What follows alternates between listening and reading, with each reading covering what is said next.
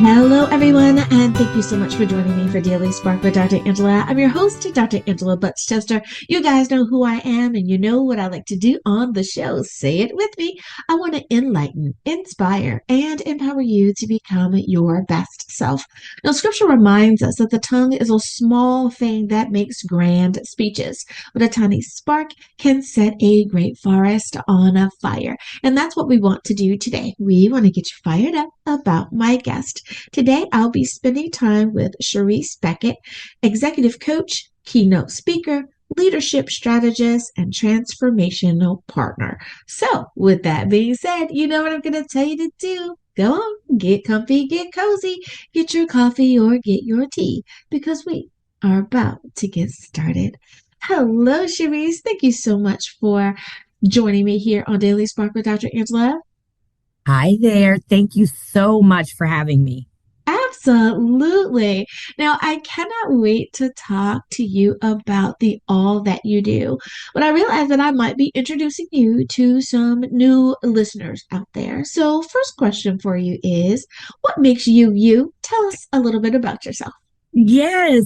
So I am a mom.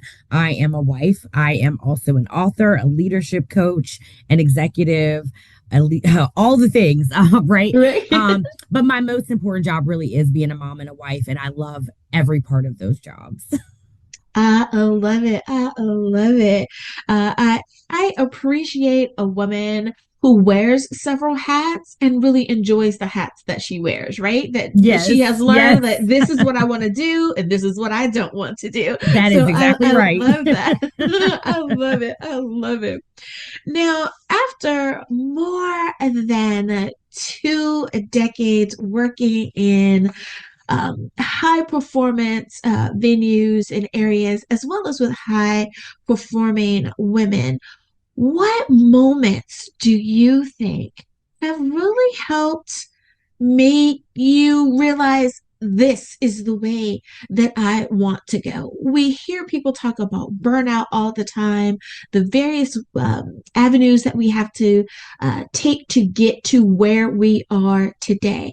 How did you realize, yes, I'm taking this path, but not that path? Speaking of the hats that we wear, right? Deciding that Yes. I'm going to do this and not do that. How did you determine I'm taking this path, but not that one?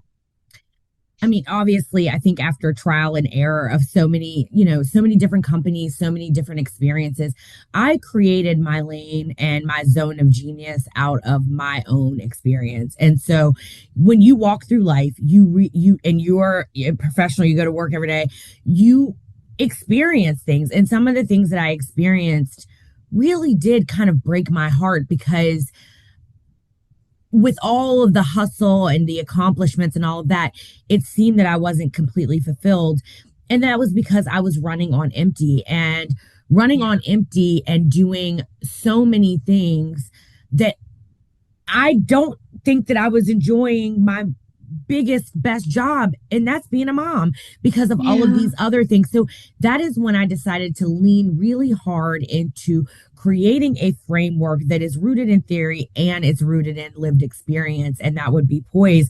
And that is the escaping burnout. That's creating decisions and making precise decisions and optimizing your team and having that psychological safety where you do have a really trusting team and you can influence your team um, through the way that you lean into them. And endurance comes after all of that. It doesn't mean, for me, endurance doesn't mean doing all the things and enduring all the things. It means making precise decisions, keeping your boundaries, optimizing your resources, and being an incredibly psychologically safe leader and person.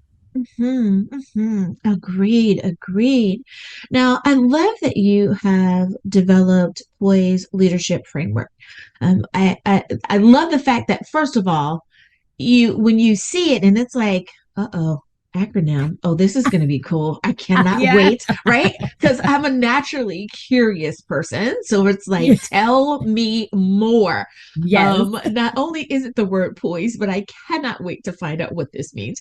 But you have developed this leadership framework after experiencing life for yourself. So many times, I find that people create a something, but that is not necessarily their lived experience. We have the education, but we don't have the lived experience. Burnout, I think, is something that women in particular experience because we do wear so many hats. What was that moment for you that really shifted you to understand that now is the time? Today is the moment. I have to create this program that helps allow women to create a space for restoration. Really it came in the time when I got my master's degree later in life and I was going through that program and I was also a high performing HR leader and that's where it was born. It was born in Yeah. I was learning about theory and I was learning about organizations and how people operate within organizations, but I was also experiencing complete and utter burnout while I was doing it. Mhm. And that is where P.O.I.S.E was born. Mhm. I remind people so many times that nothing can substitute experience. Not that I'm knocking education. As someone who has spent far too much on education, it is expensive, and I appreciate the hard work that we have all gone through. But with that being said, there's also that experience of having gone through it, what it feels like, and being able to articulate that for the client to be able to resonate with them simply because you know what it feels like, you know what it tastes like, what it feels like, right? And Yep. and having that experience with them. And I think for so many people that is the cherry on top, or that is the thing that allows them to tick the box to say, yes, I want to try this person's program. I want to know more because I know that they understand. So I'm so glad that you had that revelation. Now, along that same vein, Poise teaches women to lead without losing themselves. At least that's what I gather from what you have shared in the work that you do. Bravo for that. Why do you believe that so many capable women feel that they have to sacrifice so much of who they are in order to succeed? You know, Listen, I think because success was built on, it was built in white male industrial era leadership. Like that's where success was built. And if you look back at that, that's the hustle, the everything, that's what it tells you to do to be a successful person. And so many of us will wear that like a badge of honor, or were living that like wearing that like a badge of honor. And I think that that's where that came from. It's something that is extremely hard to uh outgrow, outrun, out everything. And so I think that's the origination of this kind of hustle culture, came out of that industrial era leadership, and it doesn't consider motherhood, it doesn't consider grief, Yeah. it doesn't consider those things. And I think that when you take a step back, you really do have to consider that when you think about what you want your life to look like and what success looks like for you. And when you don't, that's how you end up modeling an outdated success model. Yeah. Yeah, and I think that when we notice the differences in the style of leadership between the genders, men do lead a particular way and women lead a particular way. No, I don't feel that one is necessarily better than the other. They are different and needed because of the people that make up the teams, right? That we are going to encounter different types of folks, and we need to be able to excel under their leadership. And you are so right. Women have had to make a path for themselves in a culture that wasn't necessarily created for them. And look at how awesome and amazing we have been able to recreate That's those right. paths. But boy, it takes a little extra time, a little extra work. But I think that as women, we are definitely making some great strides there.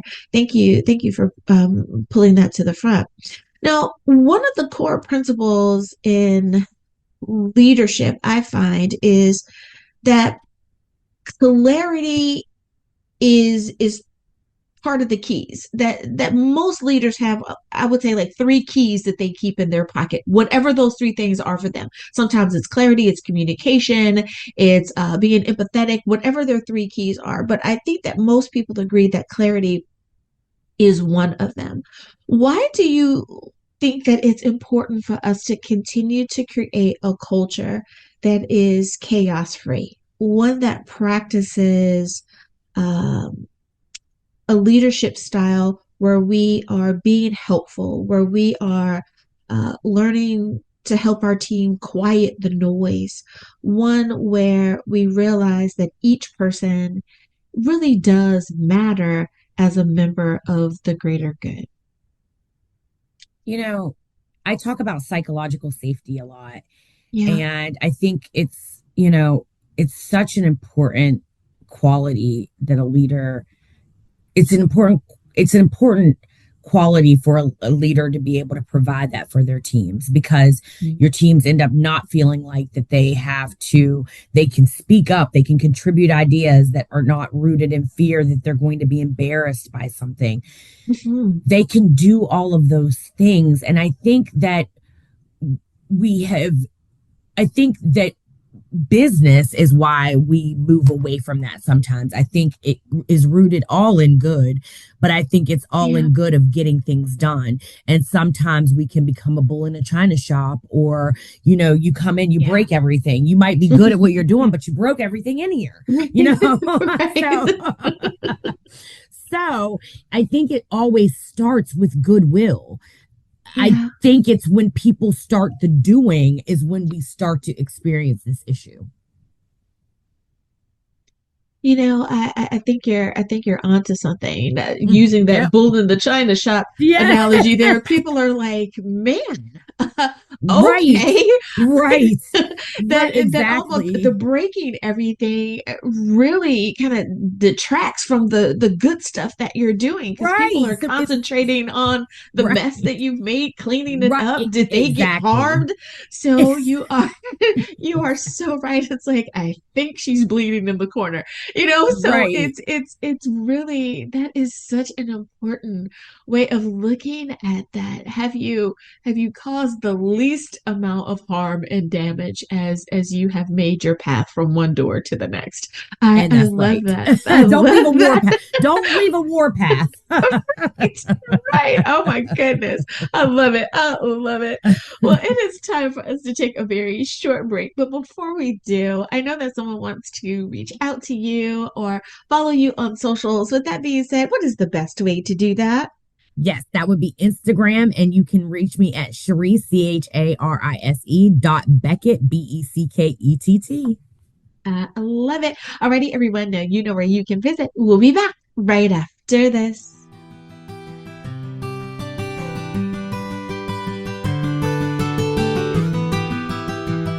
We are back. Thank you so much for joining me for Daily Spark with Dr. Angela. You guys know me. I'm Dr. Angela Chester, but my guest today is Charise Beckett, and I am having a ball speaking with her, and I think you will enjoy today's episode as well. Let's jump back into the conversation. Now, you talk about building influence without burnout.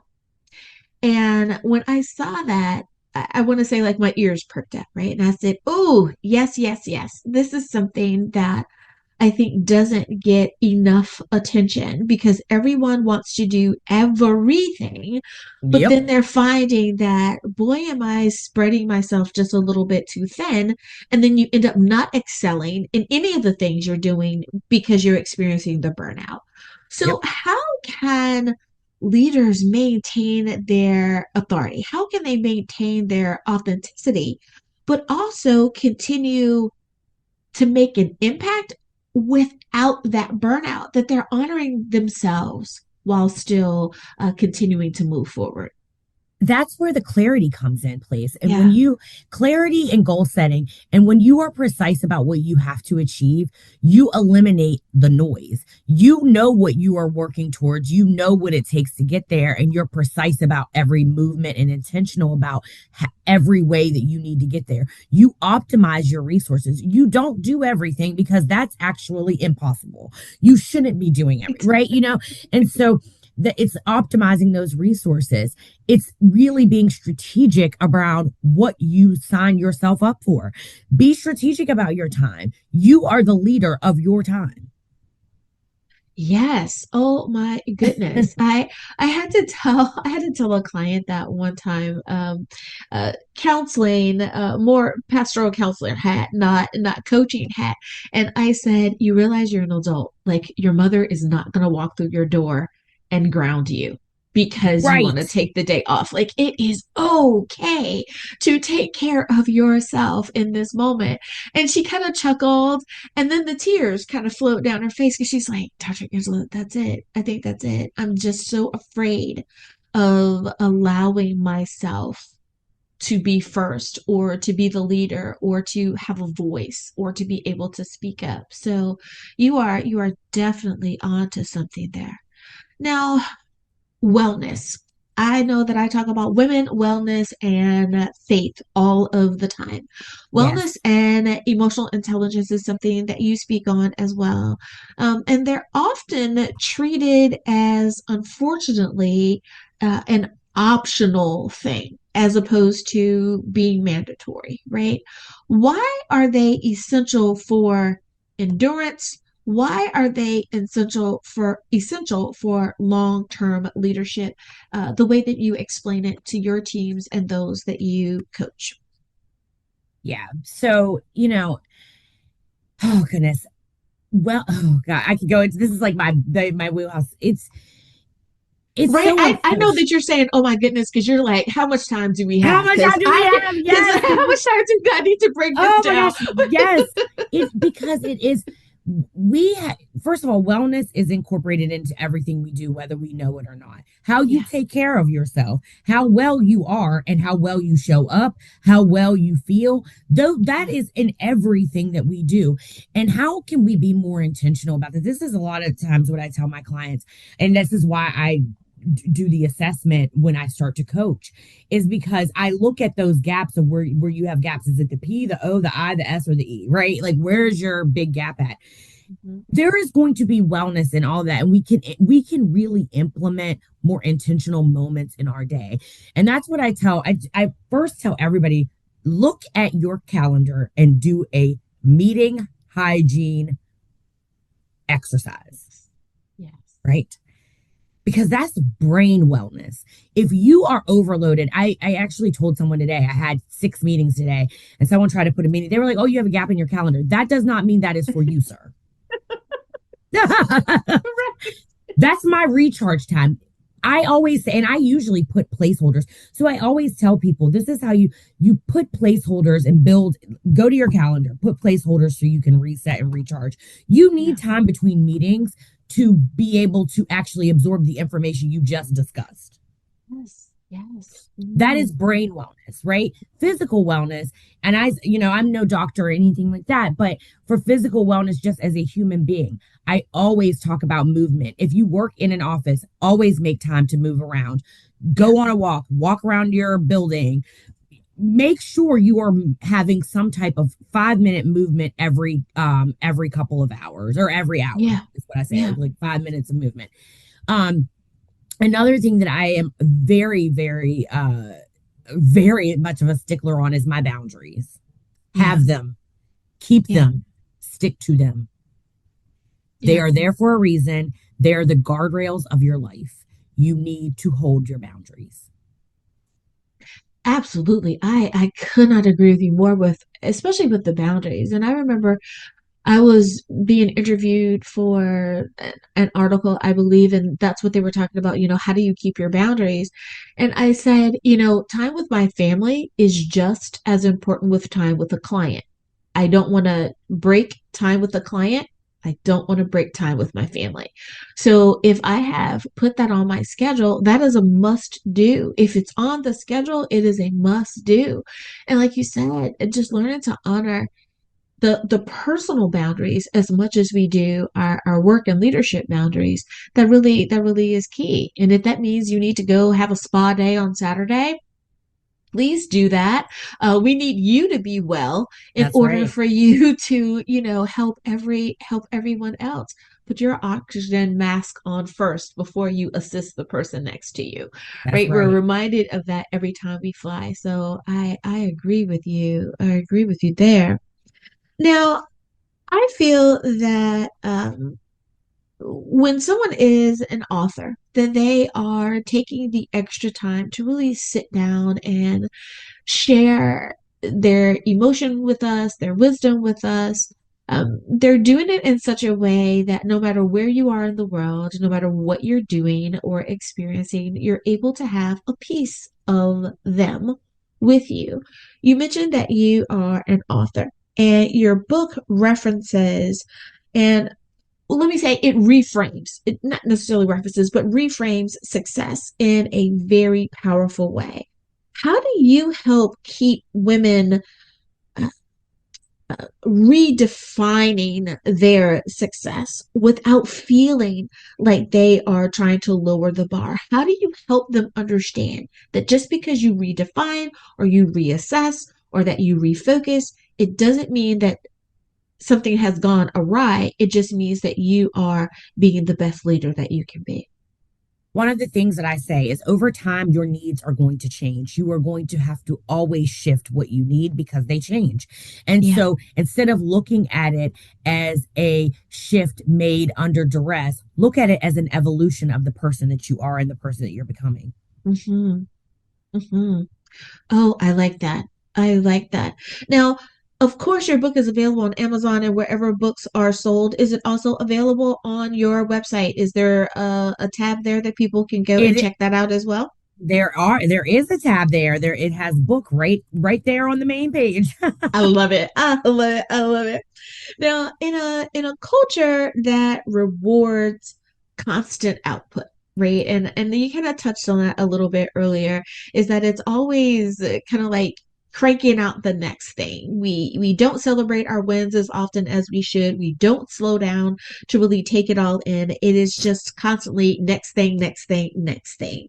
Yep. With that being said, how do how do you suggest or how do you help your client base or your partners understand that leadership means being aligned with their values even when there aren't those moments of slowdown, but that they also need to make sure that they're implementing the slowdown while keeping their values?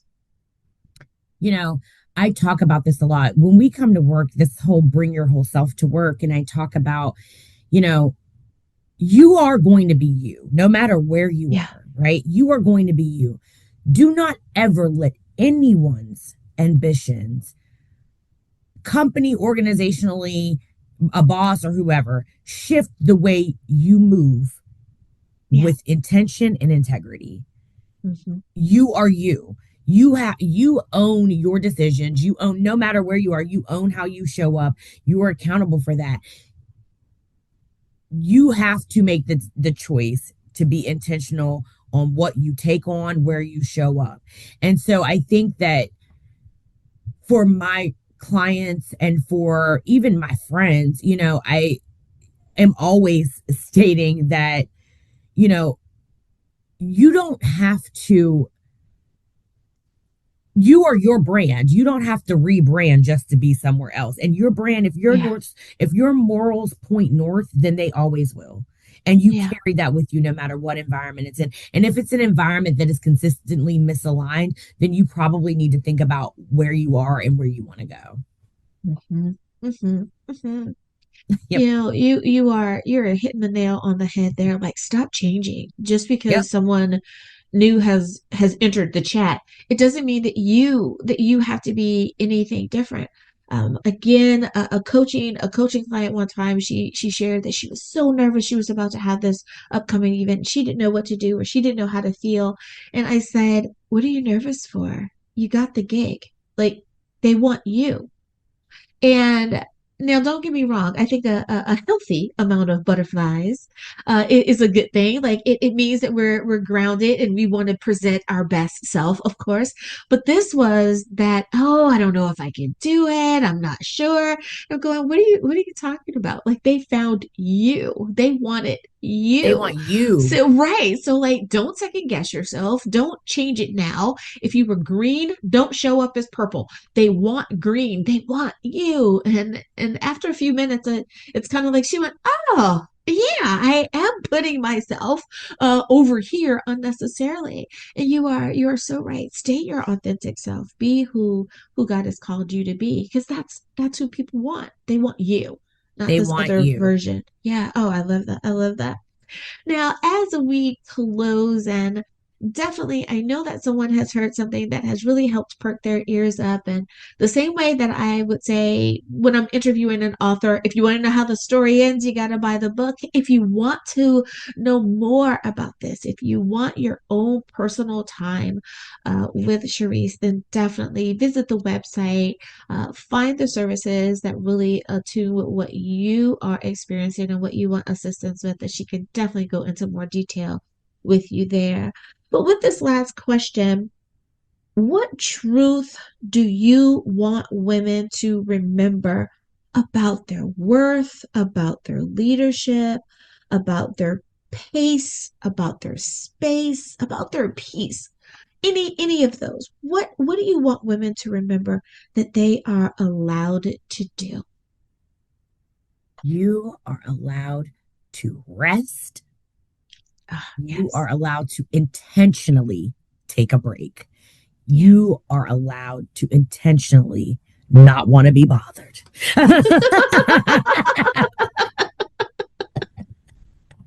Yeah. Oh my goodness, yes. That makes me think about, okay, new moms out there. I know you're raising your hand Yes. going, yes, I just want to take a shower. All I want to do I'll is be back. I promise you. rest. You are so right there. Oh my goodness. I tell you, I have so enjoyed speaking with you today. Charise, thank you so much for coming on and sharing about your brand and encouraging the women that are listening today as our part of our series, Still We Rise, Still We Lead. Now, of course, your book is available on Amazon and wherever books are sold, but it's also available on your website. Speaking of website, if someone wants to reach out to you, what is the best way to do that? And of course, follow you on socials. Yes. So my website is www.have-poise.com. And you can find me on Instagram, like I said, at Charise.Beckett. You can also find me on LinkedIn, Charise Beckett. LinkedIn has everything as well. So those are my three main ways to get in contact with me, or even just see what I'm up to or what I'm offering, or to utilize my services. I love it. Thank you again for being a guest on Daily Spark with Dr. Angela. Thank you. And listeners, thank you for spending some time with us here today as well. You could have been anywhere and you chose to spend it with us, and I thank you for doing so. I hope that we have once again enlightened, inspired, and empowered you. As always, may the Lord continue to shine his face upon you. May you receive his grace and his mercy in all that you do. Until next time, everyone, remember that you are blessed in the Lord. Have a great day, everyone. Bye bye.